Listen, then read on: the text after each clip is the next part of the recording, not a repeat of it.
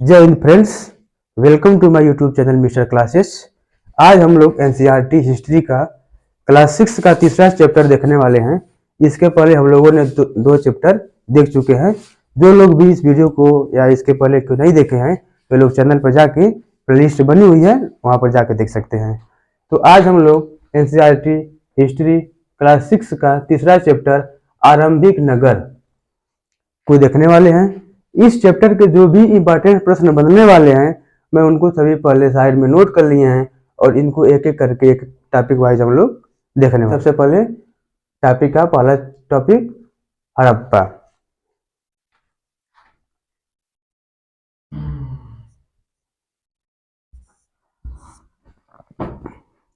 हड़प्पा की एक कहानी है कि सबसे पहले पाकिस्तान प्रांत में जब रेलवे लाइन बिछाई गई थी करीब 150 साल पहले।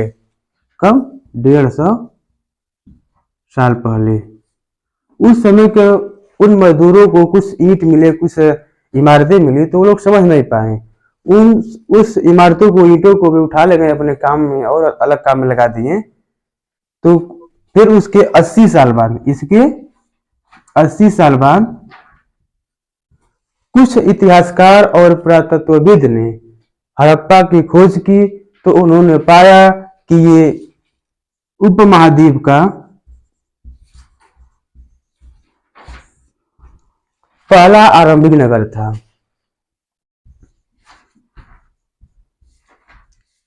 आरंभिक नगर था जो 4700 साल पुराना था। 4700 वर्ष पुराना था। ठीक, अब हम लोग आते हैं अगले टॉपिक पर, नगरों की विशेषता।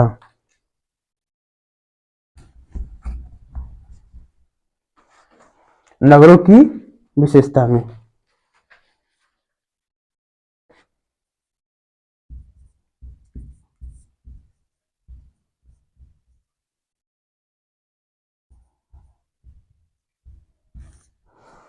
इन नगरों की मुख्यतः विशेषताएं ये दो भागों में बटे थे। दो भागों में, पहला भाग पूर्वी भाग और दूसरा भाग पश्चिमी भाग। पश्चिमी भाग ऊंचाई पर स्थित है, ये ऊंचाई पर। पूर्वी भाग निचले स्तर पर थे, निचले स्तर पर थे। ऊंचाई वाले भाग काफी छोटा था और पूर्वी भाग जो कि निचले स्तर पर बना था ये काफी बड़े क्षेत्रफल में था। पूर्वी भाग को हम लोग कहते हैं नगर और पश्चिमी भाग वाले क्षेत्र को कहते हैं नगर दुर्ग। ये इंपॉर्टेंट है। ये पूछ सकता है कि पूर्वी भाग को हड़प्पा कालीन सभ्यता में क्या कहते हैं, नगर दुर्ग या नगर? तो हम लोग बता सकते हैं कि पूर्वी भाग को नगर कहते हैं और पश्चिमी भाग को नगर दुर्ग। पूर्वी भाग निचले स्तर पर बना होता है और पश्चिमी भाग ऊंचाई पे बना होता है। ठीक,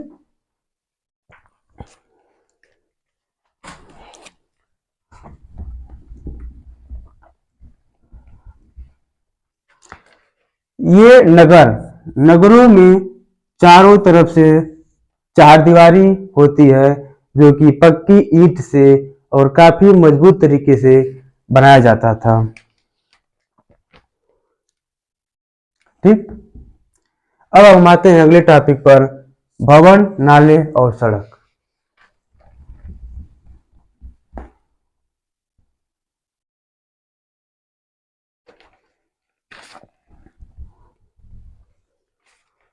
तो इस समय के भवन कैसे थे? इस समय के भवन मुख्यतः दो या दो से अधिक मंजिल के थे। इन मकानों के बीच में एक आंगन हुआ करता था।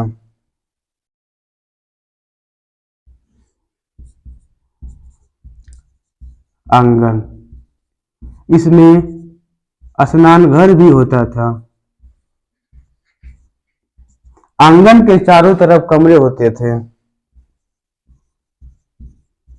और घर के स्नानागार या स्नान घर के जल निकासी की सुविधा नाली के माध्यम से होती थी और वे नाली सड़क के किनारे किनारे होते हुए एक मुख्य नाले में मिलते थे, जो कि योजनाबद्ध तरीके से बनाए गए थे।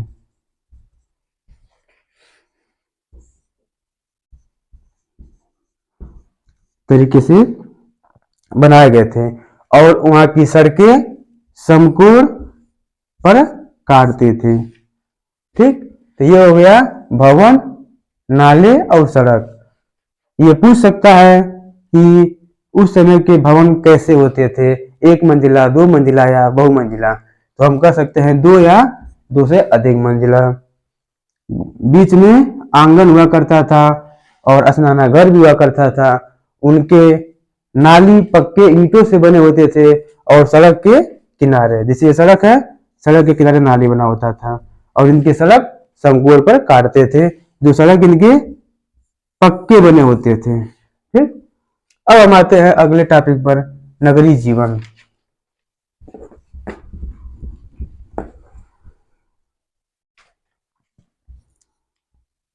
नगरीय जीवन।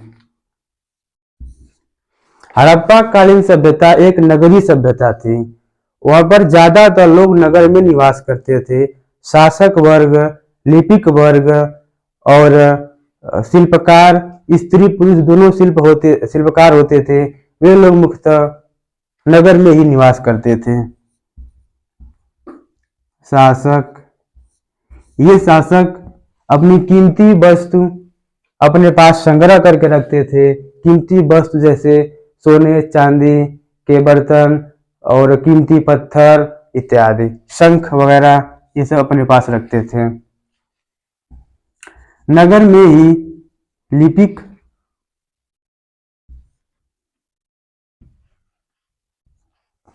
नगर में ही लिपिक रहा करते थे। ठीक, स्त्री और पुरुष शिल्पकार थे। यह प्रश्न पूछ सकता है कि हड़प्पा कालीन सभ्यता में शिल्पकार कौन थे, स्त्री पुरुष या दोनों? तो यहाँ पर स्त्री और पुरुष दोनों शिल्पकार थे। ये लोग क्या क्या बनाते थे?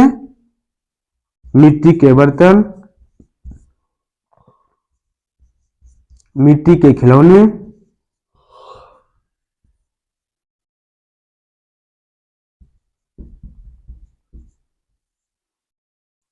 और मनके इत्यादि। तो हड़प्पा कालीन सभ्यता में नगरीय जीवन में सामान तोलने के लिए वे लोग एक मापक का इस्तेमाल करते थे, जिसको वे लोग बाट कहते थे। क्या कहते थे? बाट। यह बाट किसका बना हुआ होता था? चट नामक पत्थर से। चट पत्थर से बाट का प्रयोग लोग अपनी कीमती सामानों को तोलने के लिए करते थे। ठीक, फिर वे लोग मनके बनाते थे। मनके अर्थात माला। वे कार्निलियस पत्थर,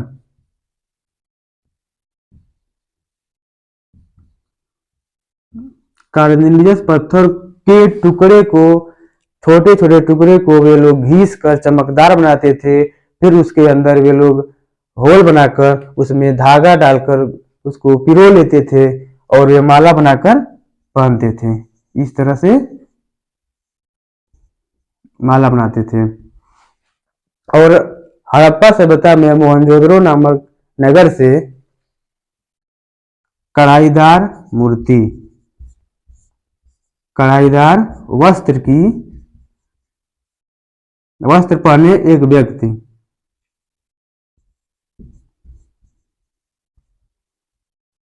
की मूर्ति कहां से मिली है? मोहनजोदड़ो से। परीक्षा के दृष्टि से ये तीनों प्रश्न काफी इंपॉर्टेंट हैं। ये कई बार एग्जाम में पूछे जा चुके हैं और पूछने की संभावना भी है कि कढ़ाईदार वस्त्र पहने व्यक्ति की मूर्ति कहाँ से मिली है? तो मोहनजोदड़ो से। मनके वे लोग किस पत्थर से बनाते थे? तो कार्निलियस पत्थर से। बाट का इस्तेमाल किस लिए करते थे? वजन तोलने के लिए। और वो किस पत्थर से बनता था? तो चर्ट नामक पत्थर से। किससे? चर्ट नामक पत्थर से। ये हो गया नगर और नगर के शिल्प। ये सब शिल्प के माध्यम से बाट बनाए, मनके बनाए। मनके मतलब कि माला, उसका प्रयोग पहनने के लिए। और कढ़ाईदार वस्त्र मोहनजोदड़ो से मिले हैं, जिससे ये मालूम होता है कि वे लोग कपड़े कढ़ाईदार पहनते थे। ये शिल्प है। फिर अब आते हैं कच्चे माल की खोज पर। अगला टॉपिक,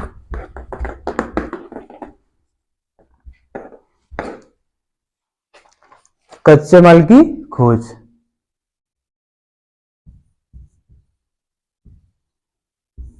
कच्चे माल को मुख्यतः हम प्राकृतिक सामान भी कहते हैं। जैसे कि कृषि के क्षेत्र में कच्चा माल देखा जाए तो उस समय कपास होता था। कपास कच्चा माल है, उससे वे लोग कपड़ा बनाते थे। अयस्क मिलते थे, जिसे विभिन्न प्रकार के धातुओं जैसे सोने के अयस्क, चांदी के अयस्क, तांबे का अयस्क। तो अयस्क प्राकृतिक वस्तु होती है, तो अयस्कों का प्रयोग करके वे लोग सोने के, चांदी के आभूषण और तांबे के बर्तन बनाते थे इत्यादि। कुछ कच्चे माल को वे लोग दूसरे जगहों से आयात करते थे, जैसे तांबा, टीन,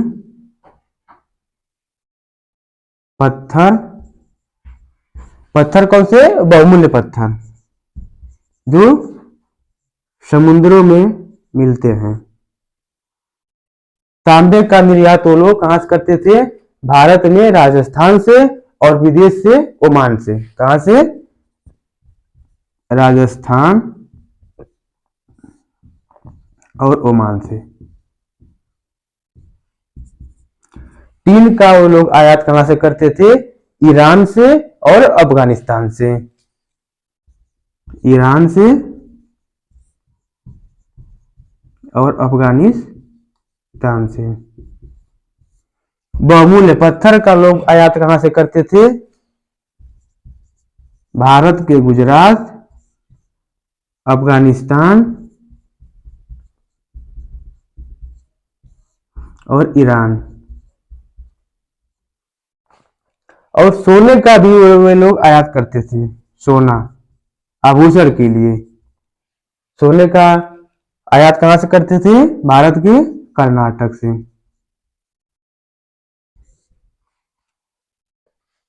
ठीक, ये सब कच्चे माल आयाती थे। ये परीक्षा के दृष्टि से बहुत इंपॉर्टेंट है। पूछ सकता है कि तांबा कहां से आयात होता था, टीन कहां से आयात होता था, सोना कहां से आयात होता था, और बहुमूल्य पत्थर। तो तांबा राजस्थान से और ओमान से, टीन ईरान से, अफगानिस्तान से, बहुमूल्य पत्थर गुजरात, अफगानिस्तान और ईरान से, सोना कर्नाटक से। प्राकृतिक माल में उन लोगों को कपड़े का साक्ष्य मिला है। कपड़ा अर्थात कपास के कच्चे माल से बनाया जाता था। उन लोगों के चांदी के ढक्कन और तांबे के बर्तन से कुछ सटे हुए कपड़े मिले हैं, कपास के कपड़े मिले हैं। तो वहां से उन लोगों ने खोज किए हैं कि उस समय लोग वस्त्र कपास से बनाते थे, कपास के कच्चे माल से। फिर हम लोग आते हैं फेंस।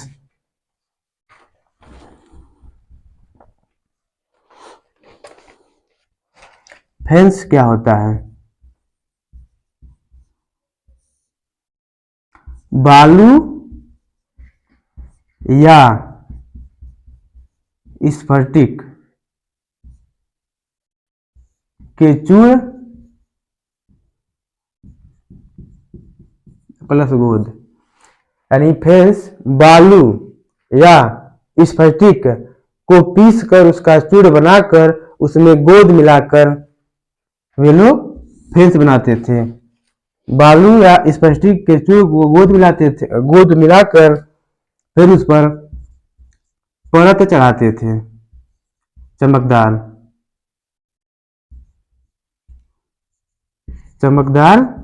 परत चढ़ाते थे। फिर उसको लास्ट में रंगाई करते थे। रंगाई मुख्यतः नीला और समुद्री नीला कलर का होता था, जिसका प्रयोग लोग करते थे मनके बनाने, मनके मतलब माला, सुंदर मनके बनाने में और खिलौने बनाने में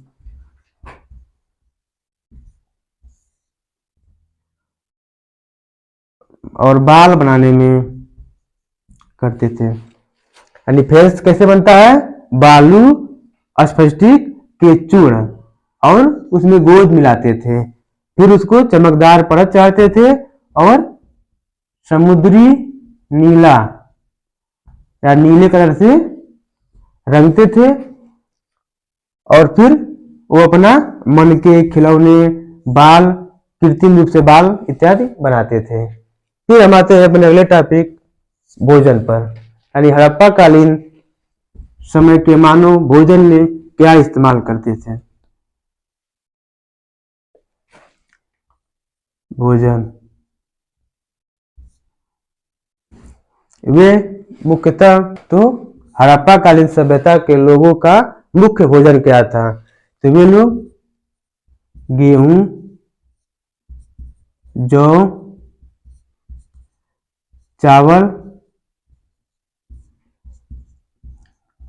तिल,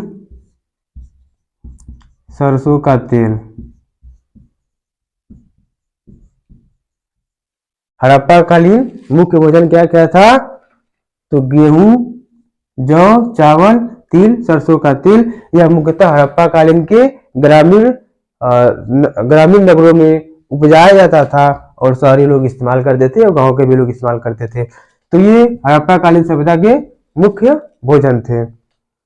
फिर हम आते हैं हड़प्पा कालीन सभ्यता जो आधुनिक गुजरात है उसमें कुछ साक्ष्य मिले हैं, कुछ नगर मिले हैं, उनके बारे में थोड़ा चर्चा कर लेते हैं।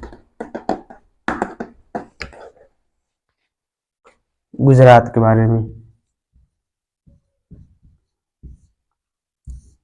गुजरात में हड़प्पा कालीन दो नगर मिले हैं, एक धौलावीरा और दूसरा लोथल। धौलावीरा, दूसरा लोथल।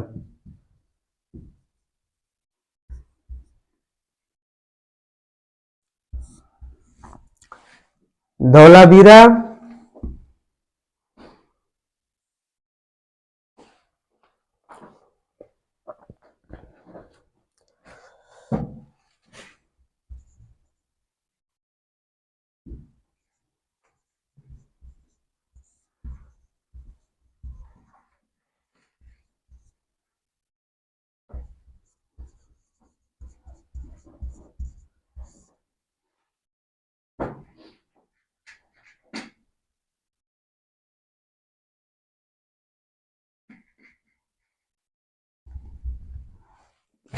थोड़ा मिस्टेक हो काटे कोई, ठीक है, रहता काट दिया लास्ट में।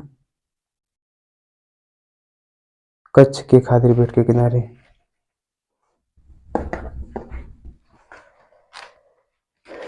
धौलावीरा गुजरात के कच्छ के रण, कच्छ के रण में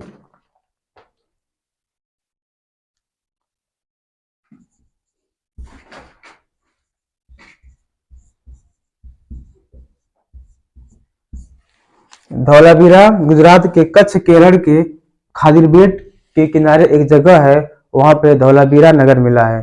धौलावीरा नगर अपने आप में एक बहुत महत्वपूर्ण इसलिए है कि सभी नगर दो भागों में विभाजित थे, लेकिन धौलावीरा 3 भागों में विभाजित था।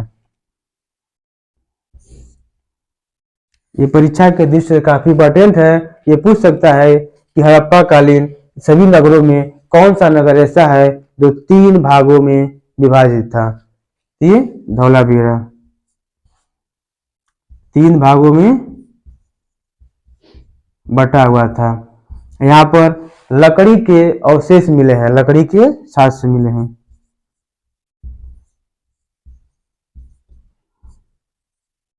ये नगर चारों तरफ से चारदीवारी से घिरा हुआ था, तो इसके प्रवेश के लिए अलग अलग जगह पर कुछ मुख्य प्रवेश द्वार बनाए गए थे, यानी प्रवेश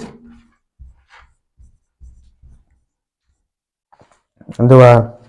और नगरों में खुला मैदान था। ठीक, धौलावीरा इंपॉर्टेंट इसलिए है क्योंकि ये 3 भागों में बटा हुआ था। यहाँ पर लकड़ी के अवशेष मिले हैं, यहाँ पर प्रवेश द्वार के माध्यम से एंट्री यानी प्रवेश होता था, और ये खुला मैदान था। लोथल गुजरात का एक हड़प्पाकालीन नगर था जो एक बंदरगाह था।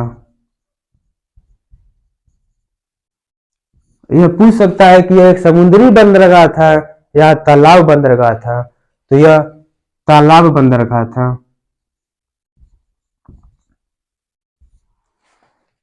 यह परीक्षा के दृष्टि से काफी इंपॉर्टेंट है। यह पूछ सकता है कि लोथल का बंदरगाह जो था वो समुद्री था या तालाब था। ये तालाब बंदरगाह था। तालाब बंदरगाह से होते हुए समुद्री बंदरगाह के माध्यम से ये लोग अपने समुद्री सामानों का आयात और निर्यात करते थे। यह लोथल कच्छ के रण में या नहीं, खंभात की खाड़ी में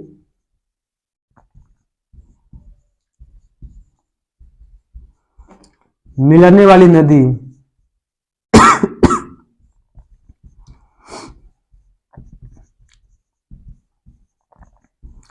साबरमती के उपनदी के किनारे स्थित है।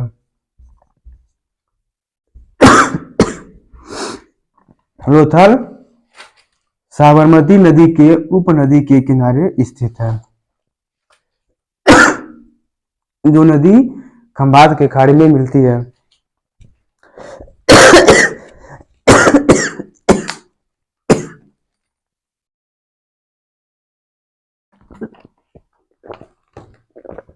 सलाम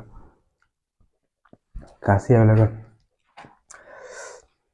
ठीक, अब हम आते हैं अगले टॉपिक मुद्रा या मोहर पर।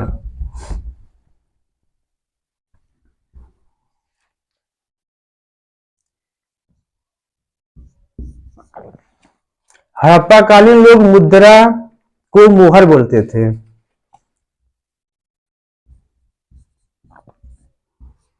मोहर क्या होता था? एक तरह से पहचान जो लिपि के द्वारा बनाया जाता था। हड़प्पाकालीन सभ्यता मुख्यतः वे अपने व्यापार पर एक दूसरे जगह अपने सामान को आयात और निर्यात करते थे, तो उनके सामान की सुरक्षा के लिए, पहचान के लिए वे लोग सामानों को गट्ठर में बांधकर उसके मुंह पर गीली मिट्टी का लेप लगाते थे, और इस मुद्रा यानी मोहर से वे लोग छाप देते थे, इससे पता चले कि वो सामान बीच में कहीं टूटा या खुला हुआ न हो। यह क्रिया, उस पर जब मोहर लगाते थे तो वह क्रिया मोहरबंद कहलाती थी। क्या? मोहरबंद। मोहरबंद क्या होता है? मोहर लगाने की प्रक्रिया।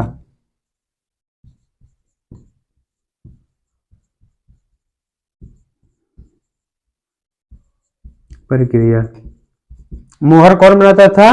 लिपिक बनाते थे, और वे नगर में रहते थे। ठीक, अब हम आते हैं अगले टॉपिक सभ्यता का अंत।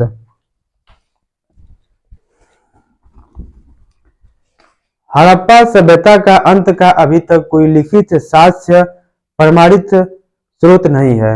वे अलग अलग पुरातत्वविद इतिहासकार मानते हैं कि हड़प्पा सभ्यता का अंत अचानक हुआ, अचानक बाढ़ आ जाने से हुआ। कुछ लोग मानते हैं कि ऑक्सीजन की कमी हो गई, जंगल नष्ट हो गए इसलिए हुआ।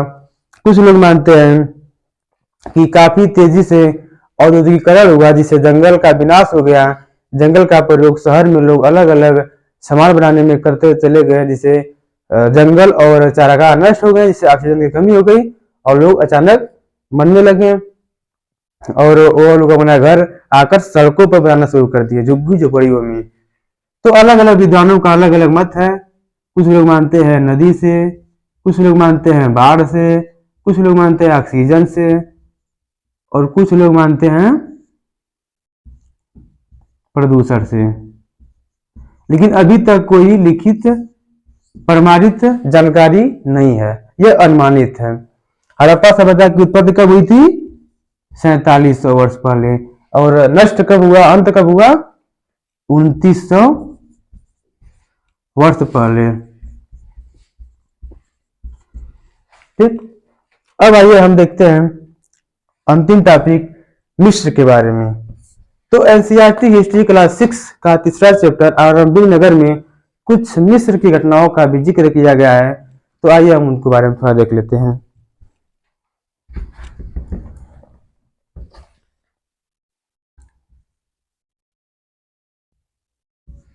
मिस्र की घटनाएं लगभग 5000 साल पहले की घटनाएं हैं। वहां के राजा महाराजा बड़े बड़े पिरामिड बनाते थे। पिरामिड अर्थात स्वयं को या अपने मरने के बाद शव को दफनाने के लिए वे लोग काफी सुसज्जित तरीके से और बहुत ज्यादा धन खर्च करके बड़े बड़े पिरामिड बनाते थे।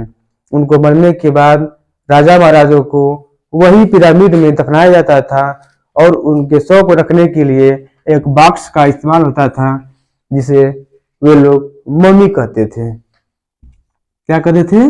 मम्मी। इसमें शव को दफनाया जाता था और पिरामिड में दफनाया जाता था। पिरामिड क्या है? मुख्यतः पिरामिड कब्र है, राजा महाराजाओं का कब्र। इन लोगों की मान्यता थी कि ये भी लोग मरने के बाद ये इनके साथ कुछ पेय पदार्थ, वस्त्र, खाद्य सामग्री, कीमती सामान दफनाते थे। कुछ कुछ कब्रों में वे लोग राजा रानी के शव के साथ सेवक और सेविकाओं को भी दफनाते थे। सेवक और सेविकाओं को भी। यह घटना मिस्र की लगभग 5000 वर्ष पहले की है।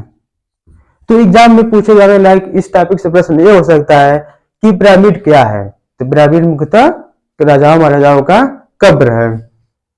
ये पूछा जा सकता है कि मम्मी क्या होता है? तो मम्मी शव को रखने का एक बॉक्स होता था, लकड़ी का बना होता था, उसे मम्मी कहा जाता था।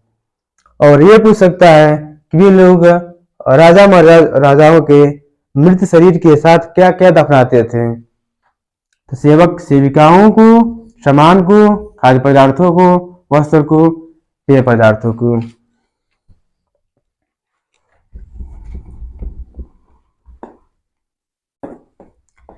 तो अब आइए हम इस चैप्टर के जो भी मुख्य पुरास्थल हैं उसको देख लेते हैं कि कौन कौन से पुरास्थल, कौन कौन से नगर कहाँ कहाँ किस किस राज्य में कालीन यह मुख्य नगर हैं। आप फिगर के माध्यम से देख सकते हैं कि भारत के पश्चिमी और पाकिस्तान, अफगानिस्तान में सब स्थित हैं। तो ये भारत झेलम, चेनाब, रावी और ब्यास नदी, ये सिंधु नदी है। सिंधु नदी के आसपास ही ये सभी हड़प्पा कालीन नगर बसे हुए थे। ये हड़प्पा रावी नदी के किनारे मोहनजोदड़ो, गंभीरीलाल, कालीबंगान, राखीगढ़, चंदहुड़ो, धौलावीरा, सुरकोटदा, लोथल, सतवाको। पाकिस्तान में कौन कौन से हैं? ये 4: हड़प्पा, मोहनजोदड़ो, चंदहुड़ो, सतवाको। ये 4 स्थल, ये 4 नगर हड़प्पाकालीन पाकिस्तान में है। गुजरात में 3 है: धौलावीरा, लोथल, सुरकोटदा। एक हरियाणा में है राखीगढ़ी, कालीबंगन में है, कालीबंगा है राजस्थान में। इस तरह से एनसीईआरटी 6 का चैप्टर 3 कंप्लीट।